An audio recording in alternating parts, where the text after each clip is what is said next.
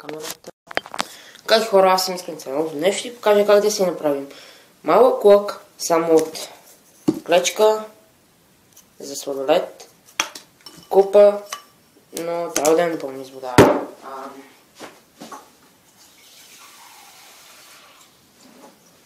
Така, напълнихме с вода. Сега пускаме пръчицата и трябва да я овъргаляме така. Сега ще ви спестя тези 10 минути. Ще изключи камерата за малко. И така, изваждаме клечката, вадим тървячка и я пробиваме съвсем малки.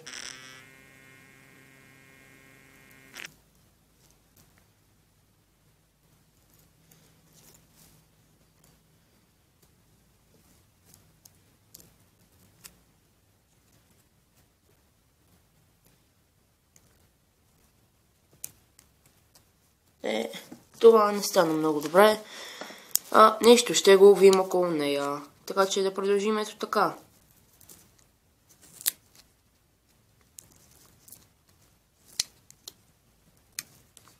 Жалко, това стана идеално.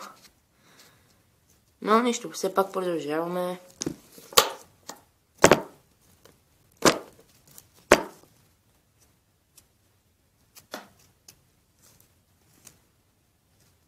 И продължаваме. И продължаваме. Хайде де. Гати опоритата.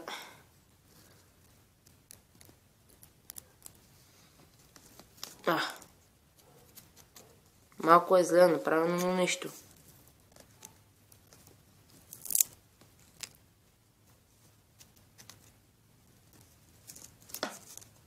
Така. Сега променяме от другата страна.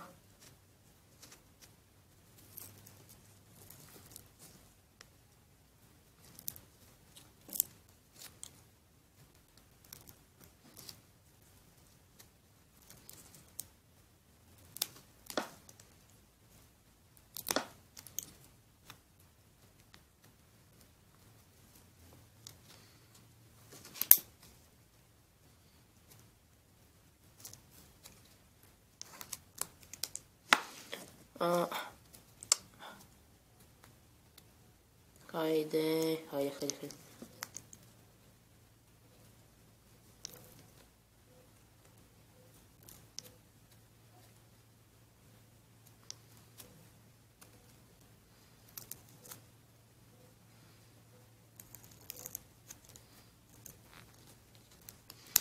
И готово. Сега само тя да вземем един ластик.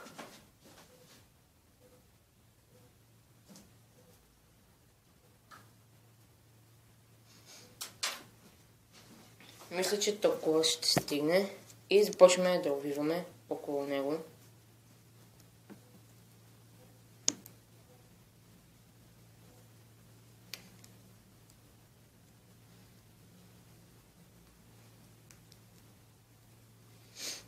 Така.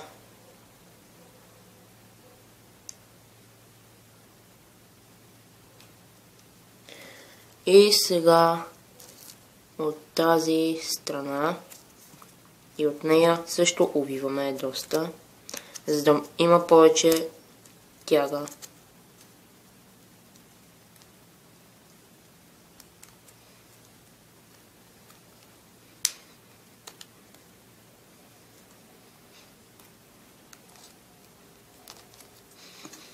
И така, готови сме.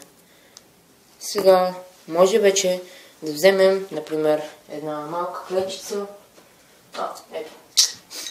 Ето, едни клечки за зъби.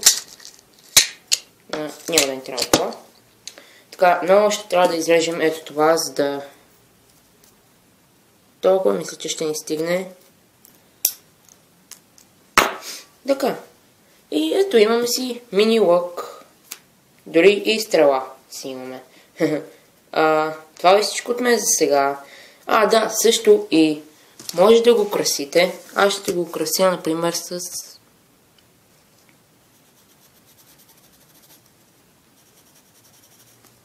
аборигенски орнаменти на лък.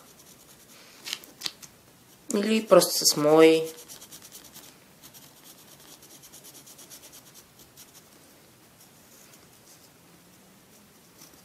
Ето, не пише много добре върху дърво, така че това е всичко от мен.